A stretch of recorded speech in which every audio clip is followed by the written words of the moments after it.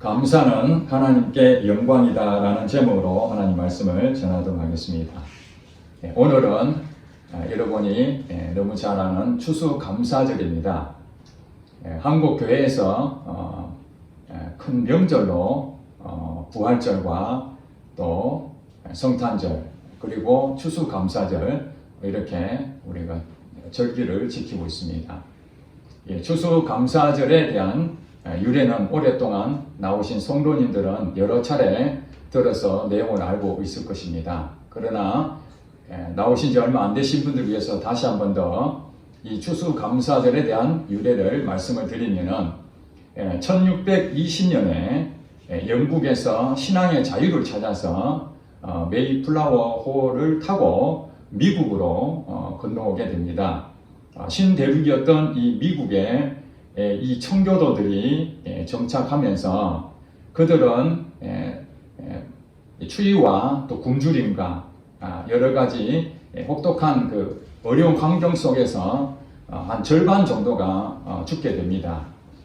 그리고 그 해에 원주민들에게 양식을 구해서 씨를 심고 가을에 추수를 하게 됩니다. 그 추수한 것을 이제 원주민들과 함께 하나님께 감사 예배를 드리게 되는데 그것이 바로 추수감사절의 첫 시작이었습니다.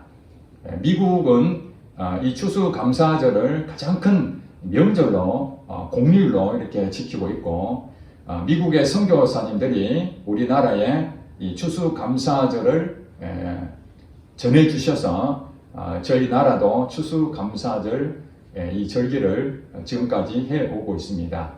한마디로 1년 동안 우리가 씨앗을 뿌리고 농사를 지어서 가을에 우리가 추수를 하는데 그 추수한 것에 대해서 하나님께 감사한 그런 의미가 추수감사절의 유래라고 할 수 있습니다. 우리나라도 농사 문화를 지었을 때에 추석 전후로 하면은 가을에 추수를 많이 하게 됩니다. 그래서 요즘은 추수감사절을 11월 셋째 주로 그동안은 우리 한국교회가 지켜왔는데 추석을 전후로 해서 추수감사절을 지내는 교회도 많이 있다고 합니다. 어쨌든 이 추수감사절은 하나님께 감사하는 이 절기라는 것입니다. 저는 이 추수감사절을 말씀을 준비하면서 지난 한 주간 동안 묵상하고 며칠 전에 기도하는데 하나님께서 갑자기 제게 감사하는 마음을 또 주셨습니다. 그것은 제가 하나님을 모르고 교회는 다녔어도 하나님을 잘 체험하지 못하고 그랬을 때에 하나님이 저를 만나주시고 새로운 세상을 제게 허락하시고 구원하시고 목회자로 삼아주신 지난 시간들을 생각해 볼 때에 참 감사하지 않을 수가 없었습니다. 눈물이 흘렀습니다. 여러분들은 어떻습니까? 지난 한 해 동안 돌이켜보면서 그동안에 우리가 살아왔던 하나님 주신 은혜가 무엇인지 오늘 추수감사절 이 절기를 통해서 다시 한 번 더 회복이 되었으면 좋겠습니다. 오늘 본문의 내용에 보면은 예수님께서 예루살렘으로 가실 때에 이 사마리아와 이 갈릴리 사이로 지나가시게 됩니다. 그때에 한 마을에 들어가신데 그때에 그 많은 사람들 가운데에 이 나병 환자들이 있었던 것 같습니다. 나병 환자 10명이 예수님께서 자기 마을에 들어오신 소식을 전해 듣게 됩니다. 물론 나병 환자 이 사람들은 예수님께서 여러 고을마다 다니시면서 복음을 전하시고 또 병든 자를 치유하신 그런 사건들을 멀리서나마 귀동냥으로 듣고 있었습니다. 그런데 그 예수님께서 자기 마을에 들어오신다는 소식을 이들도 듣게 된 것입니다. 그래서 이 나병 환자, 예전에는 문둥병자라고 그렇게 불렀습니다. 이 나병 환자는 사실은 그 몸에 가지고 있는 질병이 일반 우리가 가지고 있는 질병과 전혀 성격이 다릅니다. 왜냐하면 이 나병은 전염성이 있기 때문에 사람들하고 접촉을 하면 안 되었습니다. 이 질병은 성경에서도 부정한 병이다. 그래서 격리를 해야 되는 아주 치명적인 병이었습니다. 이 나병이 걸리는 그 순간적으로 가족과 생이별을 해야 되고 성 안에는 들어가지 못하고 성 밖에서 그렇게 살아야 됐습니다. 특히 이들은 먹고 살아야 되기 때문에 밖에서 동양질도 하게 되겠고 인간 취급도 받지 못하는 더러운 취급을 받았던 사람들이 바로 이 나병 환자들이었습니다. 그러니 그들의 평생의 소원은 이 병이 완전히 나아서 가족과 함께 하기를 얼마나 소망했겠습니까? 그런 상황에서 이 나병 환자들의 이 상태가 어떤지를 여러분 이해를 하시고 예수님이 그 마을에 들어오실 때 이들의 소망이 생겼습니다. 예수님이 다른 지역에서 많은 질병을 고친다는 그런 소식을 전했는데 혹시 우리도 그런 희망이 생기게 된 것입니다. 그런데 예수님이 들어오시는데 그들은 예수님을 가까이 갈 수도 없었습니다. 왜냐하면 예수님 혼자 오시는 것이 아니라 제자들도 함께 따라가고 또 여러분도 아시다시피 예수님이 움직이면 많은 무리들이 예수님 주변에 에워싸고 갑니다. 예수님이 능력자이시기 때문에 그들은 예수님하고 가까이 가려고 하는 부분이 더 크죠. 그런데 이 나병 환자 10명은 예수님하고 가까이 갈 수도 없는 그런 위치에 있었지 않습니까? 가까운 이 사람들하고 접촉하면 문제가 있기 때문에 당연히 예수님뿐만 아니라 모든 사람하고 멀리서 그렇게 대화를 해야 될 상황이라는 것을 우리가 알 수 있습니다. 그러나 이들은 너무나 절박했습니다. 왜냐하면 상황적으로 예수님이 유일한 희망이었기 때문에 그렇습니다. 그래서 예수님을 저 멀찍이서 12절에 보니까 나병 환자 10명이 예수를 만나 멀리 서서 13절에 보니까 소리를 높여 이르되 가까이 있으면은 작은 소리도 들릴 수가 있지만은 예수님과 거리가 상당히 멀었다는 것을 알 수 있습니다. 그러니 예수님이 들을 수 있을 정도로 아주 큰 소리로 예수님을 부릅니다. 예수 선생님이여 우리를 불쌍히 여기소서 이렇게 외치게 됩니다. 이들이 얼마나 절박한지를 우리가 알 수가 있죠. 예수님 우리를 불쌍히 여겨달라. 그들 주변에 있는 사람들은 이 나병 환자들을 불쌍히 여길 수 없습니다. 가까이 할 수도 없으니까. 또 불쌍히 여긴다 하더라도 뭐 도와줄 게 아무것도 없습니다. 그런데 예수님에게 이 불쌍히 여겨달라 하는 것은 예수님을 자주 만난 것도 아니지 않습니까? 얼굴을 본 적도 없지 않습니까? 그저 소문으로만 들었던 예수님이기 때문에 이거는 정말 은혜를 베풀어 주지 않으면 방법이 없는 것입니다. 이것이 바로 그들에게 외칠 수 있는 유일한 방법은 나를 좀 불쌍히 여겨달라. 내가 만약에 어떤 일을 하면서 떳떳하게 나 좀 고쳐줘. 예수님, 내가 당신을 위해서 이렇게 헌신했으니까 당신이 내 병은 고쳐줘야 되지 않겠습니까? 이런 주장할 수가 없는 상태. 그것이 바로 불쌍히 여겨달라는 겁니다.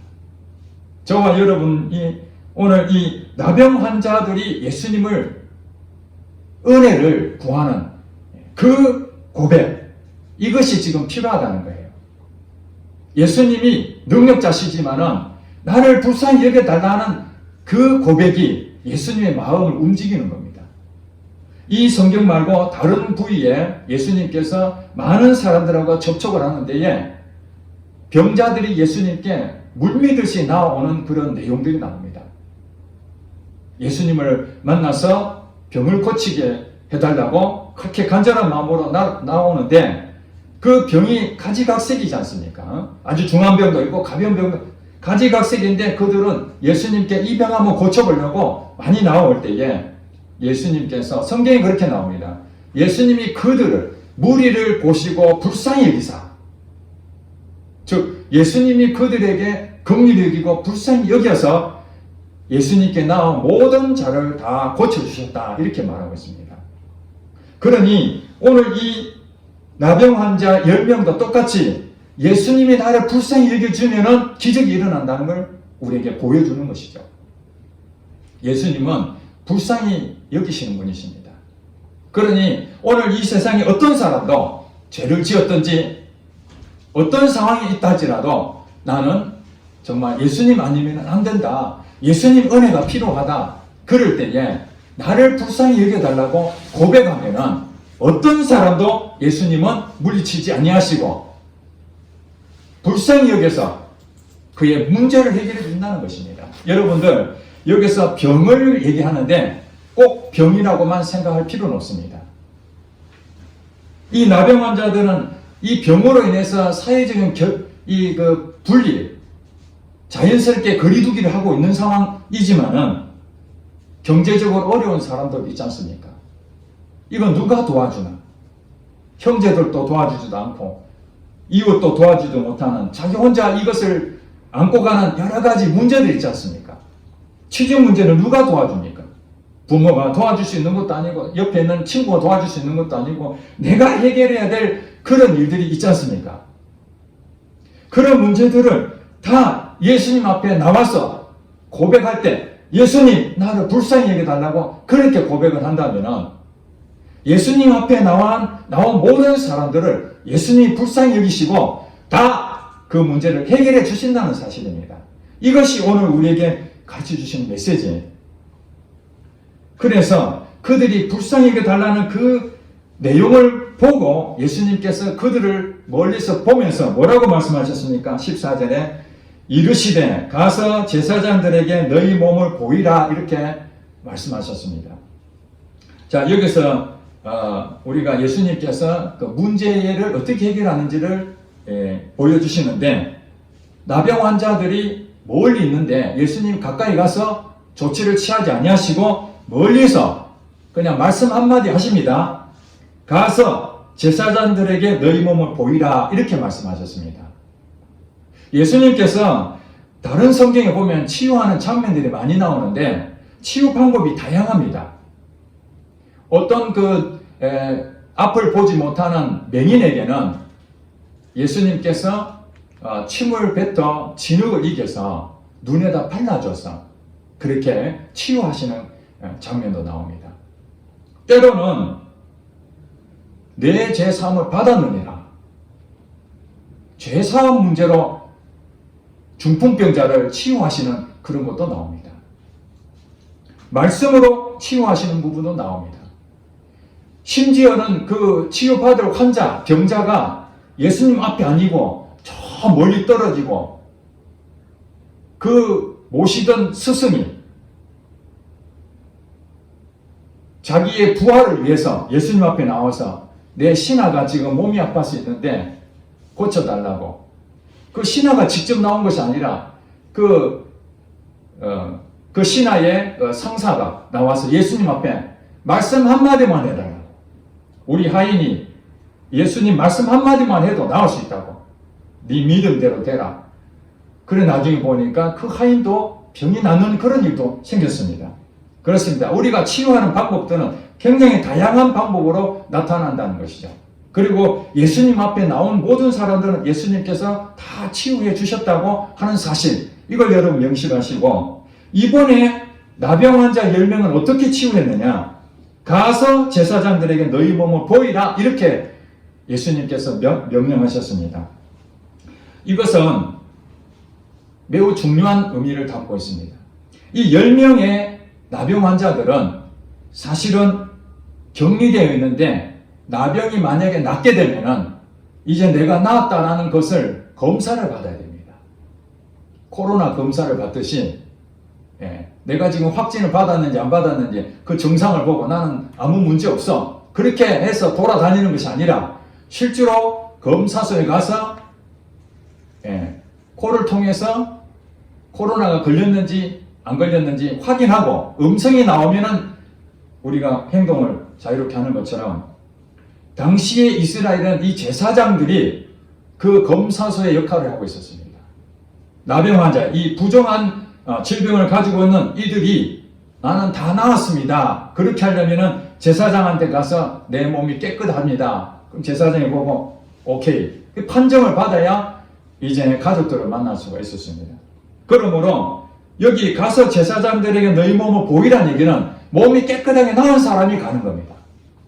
몸이 지금 낫지도 않았는데 제사장한테 가면 안 되는 거예요. 왜냐하면 격리된 상태이기 때문에.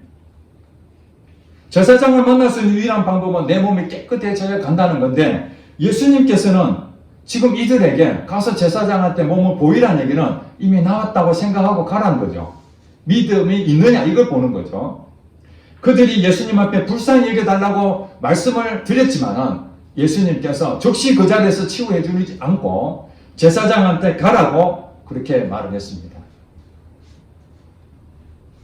때로는 우리가 하나님 문제를 해결하는 데 있어가지고 하나님께서 모든 걸 해결해 줄 수 있지만은 때로는 우리에게 믿음을 요구할 때가 있습니다. 너가 나를 믿느냐? 그럼 내가 말한 대로 순종해봐. 그런데 그 순종이 내가 충분히 할 수 있는 것 같으면은 문제가 안 되는데, 오늘 이 나병 환자처럼 몸이 낫지도 않았는데 다 나은 것처럼 지금 제사장한테 가야 된다. 만약에 아니면 어떡합니까? 제사장한테 내 몸을 보이러 갔는데 여전히 나병 상태에 있었다면은 제사장한테 혼쭐이 나는 거죠. 제정신이야? 너 지금 어디야? 이 안에 들어올 수도 없는데 이렇게 지금 해야 될, 그런 현실적으로는 상식이 안 맞는 일입니다. 이 나병 환자 입장에서는 상식이 안 맞는 일이지만은 예수님께서는 그들이 믿음이 있는지 그거 한번 보고 싶었던 거예요. 우리는 어떻게 해야 됩니까? 상식에 맞지 않는 하나님의 말씀이다 할지라도 아멘 해야 되는 것입니다. 그러면은 하나님의 능력이 나타나는 거예요. 결국 어떻게 됐습니까? 너희 몸을 보이라 하셨더니 그들이 가다가 깨끗함을 받은지라. 참 감사하게도 10명의 나병 환자들은 이래도 나병 환자일 뿐이고 예수님밖에 없으니 예수님 말씀 한번 들어보자. 그래서 10명이 전부 다 가는 곳으로 동의했을 겁니다. 그러니까 전부 다 제사장한테 갔던 거예요. 그런데 도착해서 나은 것이 아니라 가는 도중에 나병이 깨끗하게 나아진 그 사건이 일어나게 됩니다. 자, 여러분, 하나님께서 말씀하시면은 하나님의 말씀은 능력이 나타난다는 것을 여러분 믿으시기 바랍니다. 예수님께서 그냥 빈말을 한 것이 아닙니다. 테스트를 한다는 것은, 그들이 믿음이 있는지 확인한다는 것은 하나님께서 거짓말하는 것이 아니라 그 말씀 한마디를 들으면은 반드시 열매를 맺는다. 반드시 응답받는다는 그 사인으로 믿음이 있는지 확인하는 거예요. 그들은 가다가 내 있는 병이 다 나아버린 거예요. 저는 오늘 이 본문을 보면서 그동안 여러분에게 수차 하나님 말씀의 기적의 일들을 많이 소개했습니다. 오늘날에도 기적이 일어나는가? 일부 사람들은 성경에는 기적이 일어났지만 지금은 기적이 일어나지 않는다. 우리의 상식적으로 생각하고 그냥 하나님을 믿고 내가 열심히 살면은 되는 것이지, 하나님이 무슨 하늘에 창이 있다고 믿지를 않습니다. 지난번 말씀드린 것처럼 아람 군대가 이스라엘을 쳐들어왔을 때에 그 사마리아 성을 다 포위하니까 먹을 것이 없어서 이제는 그들은 굶어 죽어야 될 그런 위기 가운데에 엘리사가 하나님의 말씀을 대언하지 않습니까? 지금 오늘은 이렇게 어렵지만은 내일은 우리가 모든 것이 회복될 것이다. 하나님께서 그렇게 말씀하셨어. 이렇게 이스라엘 왕에게 얘기합니다. 그런데 그 얘기를 들었던 이스라엘 왕의 밑에 있는 그 부하 장관이 뭐라고 했습니까? 하늘에 창을 낸들 어찌 그런 일이 있을 수 있겠느냐? 말이 안 된다. 지금 아람 군대가 이 사마리아성을 완전히 둘러싸서 우리는 군사력도 약하고 지금 물가는 상승해서 먹을 것이 없어서 내 아이 잡아먹고 너희 아이 잡아먹자. 지금 이런 판인데 그것도 뭐 한 달 뒤도 아니고 내일 당장에 이런 일이 회복이 된다니 웃기는 소리 하지마 하면서 하는 얘기가, 하늘에 창을 낸들 어찌 그런 일이 있을 수 있겠느냐. 그러니 엘리사가 그런 말 하지 않습니까? 내일 그런 일이 반드시 있는 것을 너는 눈으로 보게 될 것이다. 그러나 너는 먹지를 못한다. 너 죽기 때문에. 결국에는 그 다음날 하나님께서 놀라운 역사하심으로 사마리아 성을 에워쌌던 아람 군대가 다 도망가 버린 상태에서 다시 물가가 회복되고 그랬는데 그 많은 사람들에게 의해서 장관은 짓밟혀 죽어버렸습니다. 여러분, 내 상식적으로 생각해서 그건 안 될 거야. 불가능해. 이렇게 생각하면 이것은 기적을 체험할 수가 없는 것입니다. 예수님께서 가서 제사장들에게 너희 몸을 보이라 해서 10명이 다 각기 망정이지. 만약에 그 중에 한 명만 가고 나머지 안 갔다면 그 한 명은 하늘의 창을 내시는 하나님을 경험하게 되는 것이고, 설마 그런 일이 있겠어? 내가 다 나오면 내가 제사장한테 가야 되는 것이 그게 상식이지. 몸도 낫지도 않았는데 내가 제사장한테 보인다고? 다른 동네에서 기적을 베풀었다 해서 내가 믿으려고 그랬는데 지금 보니까 상식이 안 맞구만. 그러고 안 갔다면 하늘의 창을 경험하지 못한다는 것입니다. 저는 기도할 때마다 하늘의 창이 있구나. 상식을 가지고 있는, 하나님을 안 믿는 사람은 하늘의 창을 낸들 어찌 이런 일이 있겠느냐 그렇게 하지만 저는 하늘의 창이 있구나. 여러분도 하늘의 창이 있다는 걸 믿으시기 바랍니다. 여러분 인생 가운데에 꽉 막혀서 예수님 불쌍히 여겨달라. 그러면 예수님께서 우리에게 분명히 믿음을 요구하든지 아니면 하나님께서 어떤 말씀을 주시고 사인을 주실 때 여러분들은 아멘하고 가보십시오. 그러면 하늘의 창을 분명히 내십니다. 하늘의 창을 내니까 어떤 일이 생겼습니까? 가다가 병이 나와버렸습니다. 하나님의 능력이 그 10명의 나병 환자에게 그 임하니까 순식간에 그 질병이 다 없어진 것입니다. 그랬는데 문제는 10명이 전부 다 나와서 할렐루야 하고 너무너무 기뻤는데 9명은 바로 제사장한테 몸을 보이고 바로 가족으로 갔을 것입니다. 그런데 그 중에 한 사람은 오늘 15절에 보니까 그 중에 한 사람이 자기가 나은 것을 보고 큰 소리로 하나님께 영광을 돌리며 큰 소리로 하나님께 영광을 돌렸습니다. 여러분, 이 나병 환자라 해서 불신자가 아닙니다. 이스라엘 백성들은 다 하나님 백성입니다. 하나님을 믿는 사람들입니다. 그런데 9명은 너무너무 기뻐서 제사장한테 보이고 바로 헤어졌지만은 이 한 사람은 자기도 똑같이 깨끗하고 나았지만은 하나님이 나를 고쳐주셨구나. 하나님께 영광을 돌렸다는 것입니다. 그리고 예수님 앞에 돌아왔어요. 16절에 보니까 예수의 발 아래에 엎드려 감사하니 그는 사마리아 사람이라 이렇게 소개하고 있습니다. 우리가 하나님께 영광을 돌리는데 감사하는 마음이 생기는 거죠. 감사하는 마음. 하나님 은혜를 깨달으면 감사가 생깁니다. 그러면서 하나님께 찬송을 부릅니다. 하나님 감사합니다. 그걸로 끝나는 것이 아니라 예수님 발 아래에 엎드려 감사하는, 우리의 감사는 이 태도가 다르다는 거죠. 감사는 태도가 다릅니다. 예수님 앞에 온 거예요. 누가 고쳐주셨죠? 예수님이 고쳐주셨잖아요. 자기 노력으로 나병이 나았습니까? 아닙니다. 예수님 말씀을 믿고 순종한 건 자기지만은 아무리 순종해도 그 병이 안 나으면 방법이 없잖아요. 예수님께서 능력으로 고쳐주신 것을 깨닫고 예수님 앞에 엎드려 감사의 예배를 한 거예요. 지금 예배를 드리고 있는 것입니다. 여러분, 오늘 추수감사절 여기에 같이 예배 드린 이유가 무엇입니까?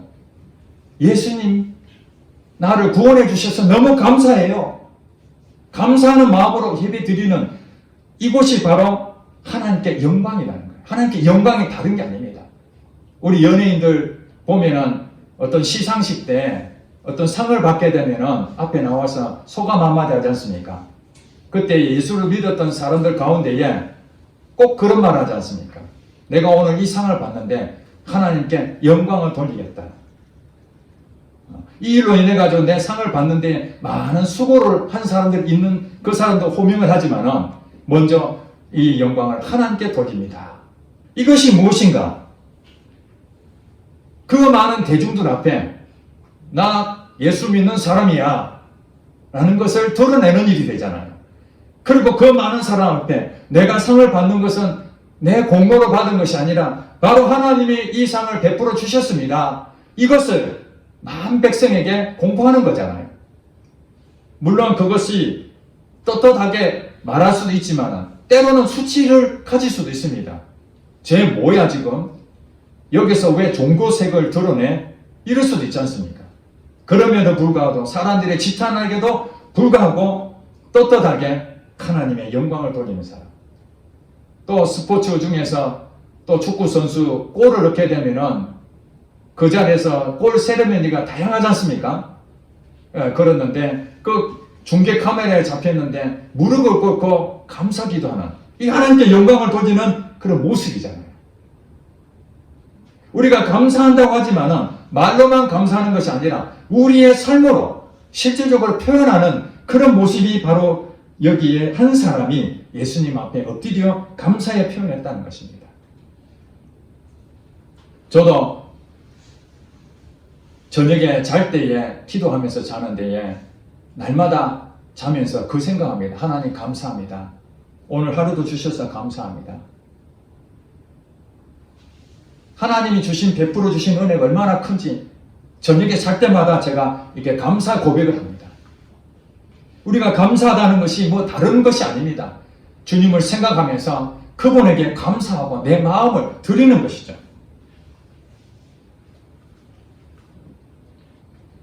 그랬는데 예수님께서 17절에 보니까 10사람이 다 깨끗함을 받지 아니하였느냐? 그 9은 어디 있느냐? 그렇게 참 가슴이 아픈 말씀을 하십니다. 예수님이 고쳐주신 사람은 한 사람이 아니라 10명이었습니다. 모든 사람을 다 고쳐주셨는데 그 9사람은 지금 어디 있느냐? 즉 말해서 하나님의 은혜를 입었다면 마땅히 감사할 줄 알아야 되는 거잖아요. 하나님께 영광을 돌리는 것이 당연하다는 거예요. 당연한데도 불구하고 그들은 여러 가지 이유가 있겠지만 예수님 앞에 돌아와서 감사 인사 말 한마디도 못하는 거죠. 그 9은 어디 있느냐? 그렇게 예수님 말씀하십니다. 저는 이 말씀을 생각하면서 17절의 이 말씀이 바로 저와 여러분에게 예수님이 물어보시는 것 같아요. 내가 너에게 어렵다 해서 먹을 걸 주고 아프다 해서 고쳐주고 문제가 있어서 해결해주고 취업할 자리가 없어서 기도할 때 취업도 시켜주고 월급도 올려주고 구원도 시켜주고 너에게 다 은혜를 베풀어 줬는데 거기에 대한 감사하는 사람이 이 한 명밖에 없더냐 이렇게 질문하고 있습니다. 여러분은 어떻습니까? 지난 시간들을 돌이켜 볼 때에 하나님께 감사하는 마음이 얼마나 있었습니까? 그렇다면 오늘 예수님께서 우리에게 똑같은 얘기합니다. 내가 너를 깨끗하게 해줬는데 내가 너를 정말 사람답게 살 수 있도록 구원해주고 놀라운 일을 베풀어 줬는데 너는 어찌하여 지금 내게 감사치 아니하고 감사하는 태도가 그렇게 나타나지 않느냐 하고 우리에게 질문하십니다. 나병 환자 9명만이 아니라 오늘 우리에게도 똑같이 해당이 된다는 말씀입니다.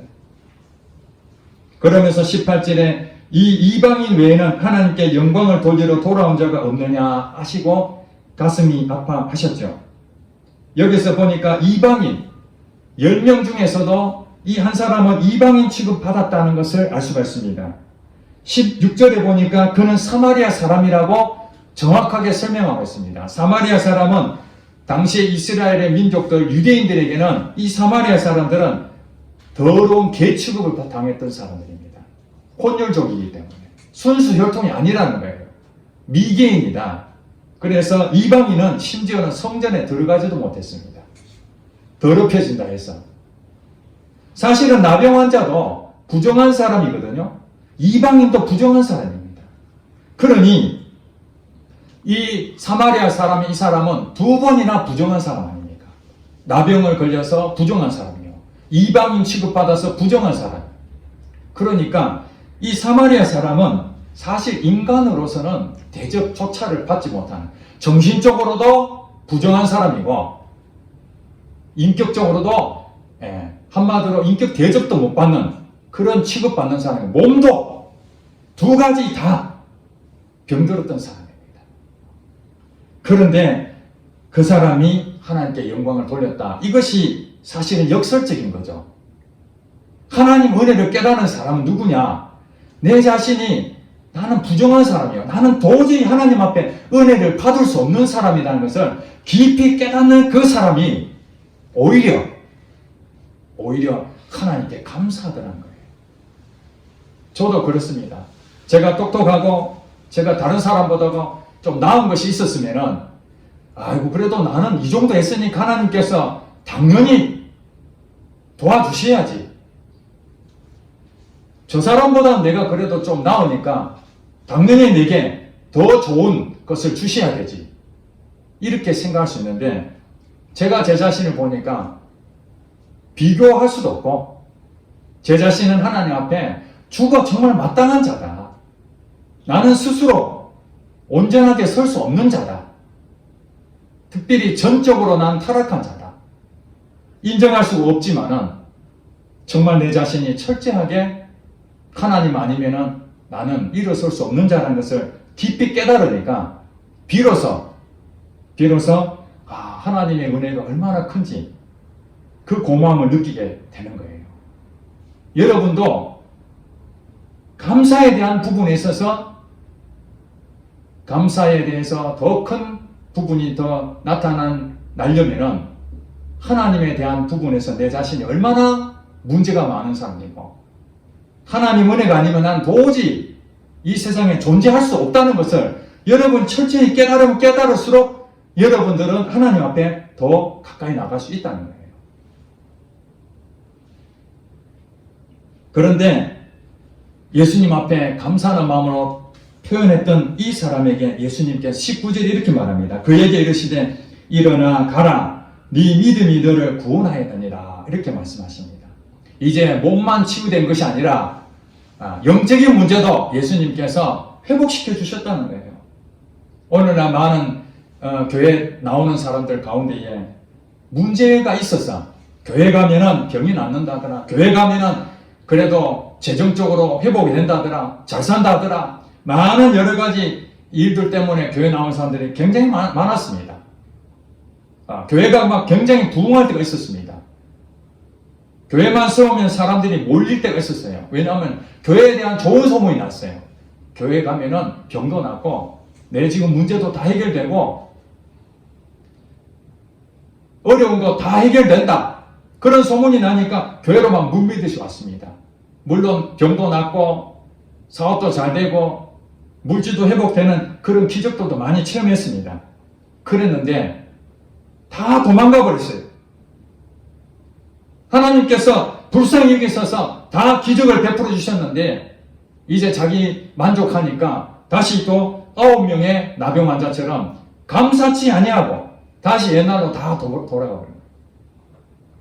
예수님이 필요할 때만 찾아오고, 아쉬울 때만 예수님 찾고, 어려울 때만 예수님 찾고, 힘들면은 예수님 앞에 기도하고, 이제 문제가 해결되면은 교회고 기도고 말씀이고 옛날로 돌아가 버리는 거예요. 여러분 잘 생각해 보시기 바랍니다.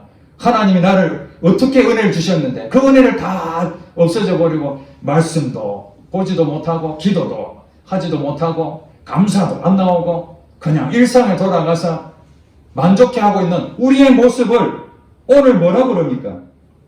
그 9은 어디 있느냐? 그러면서 주님 앞에 기도하고 주님 앞에 찾아오고 은혜를 사모하고 감사로 예배드리는 그에게 오히려 영적인 문제를 해결해 주시고 더 큰 은혜를 부어주신다는 사실입니다. 우리가 잘 됐을 때에 감사하는 이건 기본인 거예요. 그렇지 않습니까? 내가 몸이 나았는데 당연히 기본적으로 감사하는 마음이 되죠. 그러나 여기서 이제 더 나가게 되면은 범사에 감사하는 마음이 생기게 됩니다. 우리는 어디까지 신앙이 잘해야 돼? 범사에 감사하는 데까지 가야 되는 거예요. 즉, 내 몸이 낫지 않아도 하나님 감사합니다.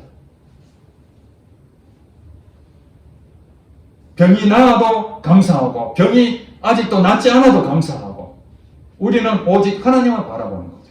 하박국서 3장 17절을 보면, 비록 무화과 나무가 무성하지 못하고, 포도나무에 열매가 없고, 감람나무에 소출이 없고, 외양간에 소가 없어도 나는 하나님으로 말미암아 기뻐하리로다. 그의 구원의 하나님을 통해서 나는 즐거워할 것이다. 이런 고백이 범사에 감사하는 고백이 되는 것입니다. 그 첫 번째가 무엇입니까? 감사하는 마음을 가지고 시작을 해야 되는 거예요.